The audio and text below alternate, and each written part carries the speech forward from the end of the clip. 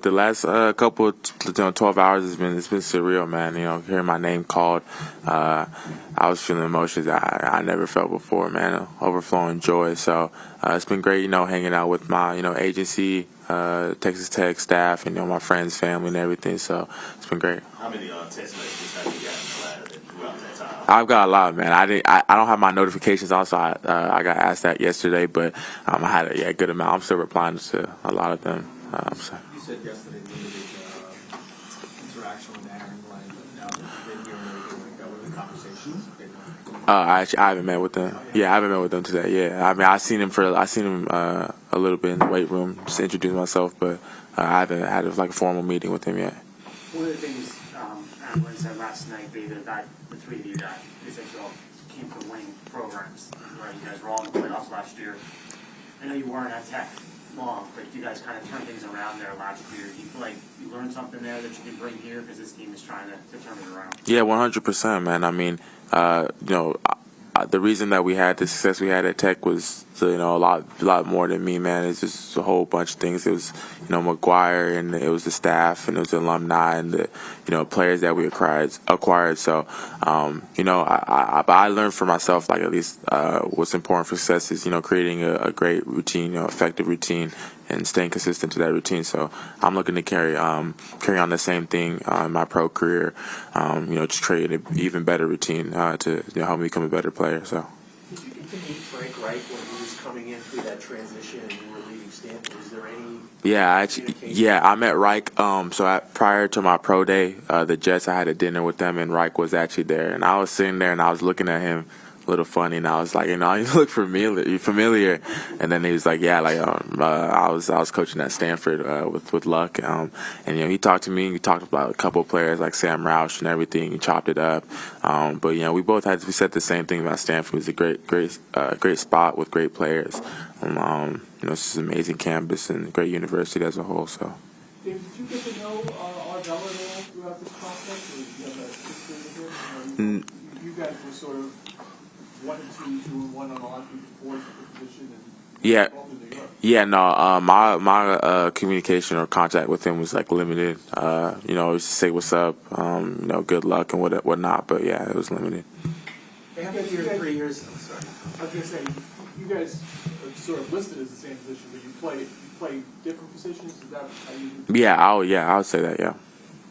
After your 3 years at Stanford, did you reach out to the league sometimes? There's that advisory board on where you might go in the draft if you're thinking of coming out.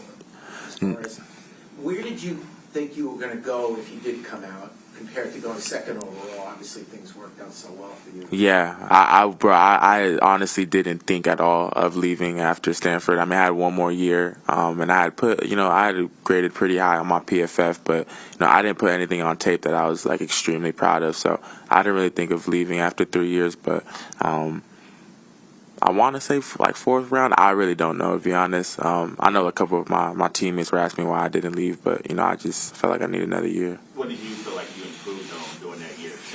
Yeah, I mean, I feel like I improved on my understanding of the game, as a whole, my football IQ, and then obviously my pass rushing ability too. Getting under Coach IU was great because he's super knowledgeable about pass rushing, and he took my game to the next level. And that was the first time I could really rely on my coach for pass rushing techniques that that transferred over to the game. So yeah.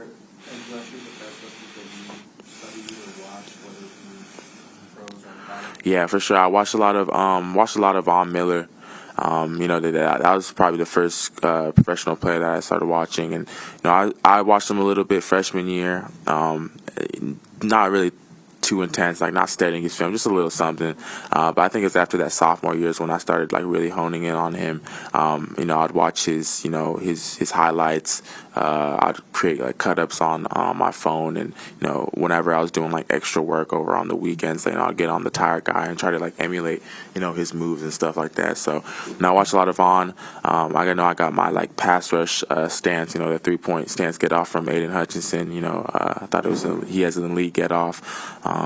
So yeah, those are the two main ones. And then should I just go on Instagram, man? And Instagram's got a lot of like D-line page, D-line guru. I got a lot of cut ups that I sometimes save into a folder. And then if I see something that I like that I can I think I could maybe translate to the game, I'll do it. I'll save it. When did you know that this was a possibility, that the pros was something that, you could be, maybe not a first-round draft pick, but a professional football? Yeah, I'd probably say I started really going after it my sophomore year of college. I didn't really have a great season, and I wasn't happy with my success or the team's success. So that's when I started turning things around. My approach to the game completely changed. My attitude towards rehab and extra work and film study completely changed. It did a complete 180. So yeah. Was there anything in particular that really helped flip that switch? Like, anybody influence you with that? No, I really just the disappointment that I felt like in myself, and just the disappointment I felt like in the team. Just kind of like, that was probably the main motivating factor. When your brother played at Harvard? Yes, sir. Did you come to this part of the country a lot to watch him play? Most of the Ivy League schools are in the Northeast. What was that experience like? Yeah, no, I never actually saw a game in person. We would watch like the games. We would watch like the games online sometimes. But yeah, I never saw his game in person. But I came out for his graduation. But yeah. What was his influence on you? Obviously, you're a good student too, and he's obviously a very good student going to Harvard. Yeah. His influence on you? Oh, his influence on me? I mean, just his approach to academics, man. I mean, generally speaking, like the general notion of like football players is, they just don't take academics seriously. It's kind of all football, but he was able to balance both football and school and be elite at both of them. So I felt like I had that same ability to do so. So. How important was it to get your degree from Stanford before moving on to Texas Tech and obviously now the NFL? Yeah, it was extremely important, and then I was uncertain in how long it would take to get it, but I didn't know I was going to graduate early till after freshman year. So after freshman year, I knew it was a possibility. I knew I wanted something better for my football career, which entailed me transferring. So I got with my academic. Shout out TJ Burnett, but he helped me taking like summer classes and extracurriculars and whatnot in order to help me graduate. So it was extremely important getting in there and finishing what I started. So Is there any quarterback in the NFL that you're particularly looking forward to sacking? Yeah, Bryce Young, if I ever get the chance. You guys, are you still close? I know you guys were Yeah, actually, I mean, not close, just because, there's like a little bit of an age gap, but, where I train at right now, for my pass rushing back home is at Golden West College, and I don't know if y'all know, but like a lot of the quarterbacks, train down there, Bryce Young and, Noah Fafita, so like a lot of elite quarterbacks over there, so I actually just saw him probably like 2 weeks ago. He chopped it up, gave me some advice, you know what I'm saying, so. Now that it's water under the bridge, the whole thing where you didn't come here for the meeting, Yeah. what were your emotions after that? Did you think, maybe they're not going to pick me, or did you kind of know all along the meeting thing was overrated?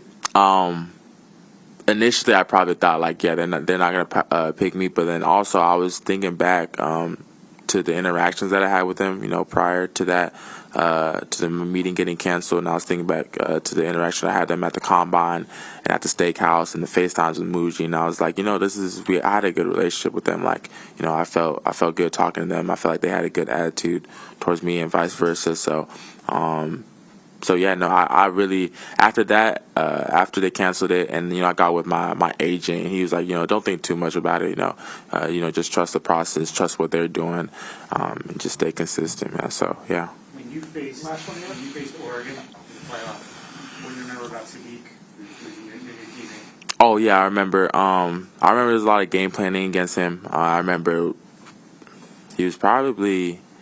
I think we identified him as the best offensive player, to be honest, besides quarterback. But yeah, I think we identified him as the best offensive player. He's extremely fast. He has a great size on him for a tight end. So yeah.